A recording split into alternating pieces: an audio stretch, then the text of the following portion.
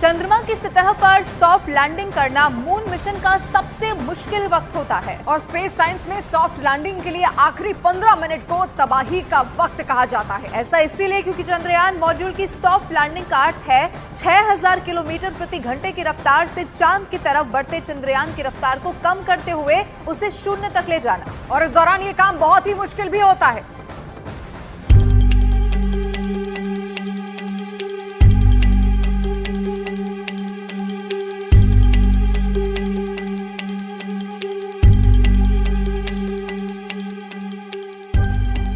चंद्रयान 3 की landing site भी चंद्रयान 2 जैसी ही है।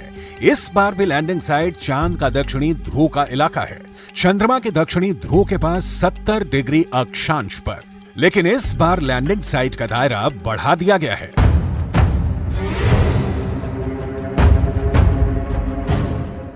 चंद्रयान 2 की landing site 500 metre into 500 metre थी। चंद्रयान 3 में landing site 4 kilometre into 2.5 kilometre है।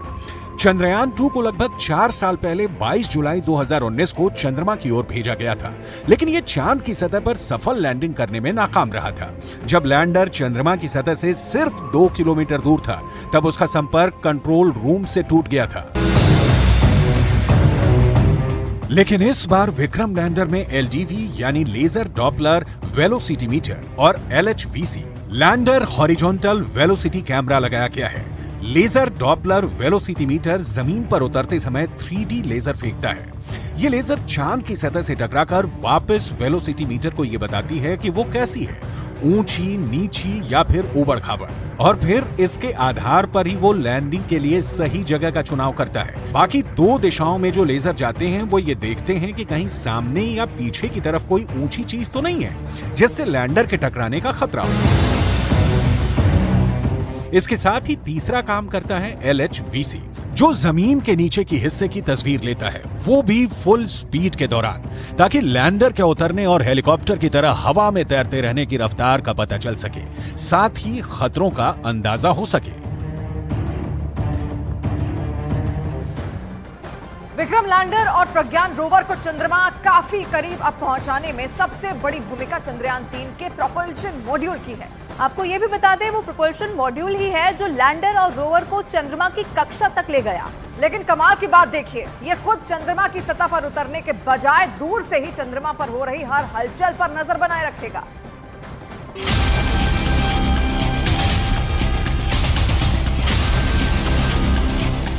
बाईस दिन के सफर के बाद चंद्रयान चंद्रमा की कक्षा में दाखिल हो गया। चंद्रयान का चंद्रमा की कक्षा में दाखिल होना इस मिशन का एक अहम पड़ाव बनकर सामने आया, क्योंकि इसके बाद जैसे जैसे वक्त आगे बढ़ता गया, चंद्रयान और चंद्रमा के बीच का फासला कम होता गया। चंद्रयान चंद्रमा की कक्षा में प्रवेश के बाद अंडाकार कक्षा में घूमने लगा, एक ऐसे अंडाकार कक्षा में जहां उसकी चांद से सबसे कम दूरी 170 किलोमीटर और सबसे ज्यादा दूरी 4313 किलोमीटर थी। धीरे धीरे ये दूरी कम होती चली गई। लैंडिंग से पहले चंद्रयान ने 4 बार अपनी कक्षा को बदला और फिर 100 किलोमीटर इंटू 100 किलोमीटर की गोलाकार कक्षा में पहुंच गया।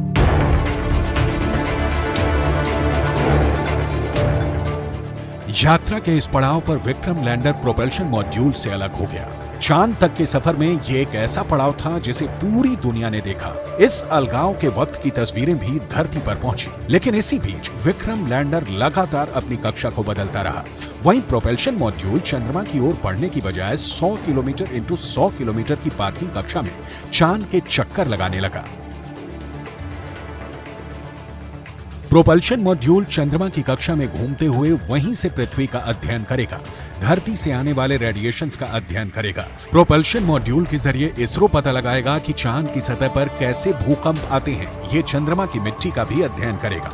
साथ ही साथ प्रोपल्शन मॉड्यूल चंद्रमा के ऑर्बिट में लैंडर और रोवर के संपर्क बनाए रखने के लिए चक्कर लगाता रहेगा।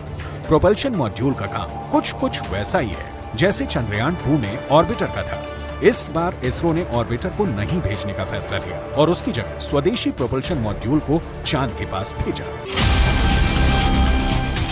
प्रोपल्शन मॉड्यूल में एस बैंड ट्रांसपोंडर भी लगा है, जिसका सीधा संपर्क इंडियन डीप स्पेस नेटवर्क के पास रहेगा।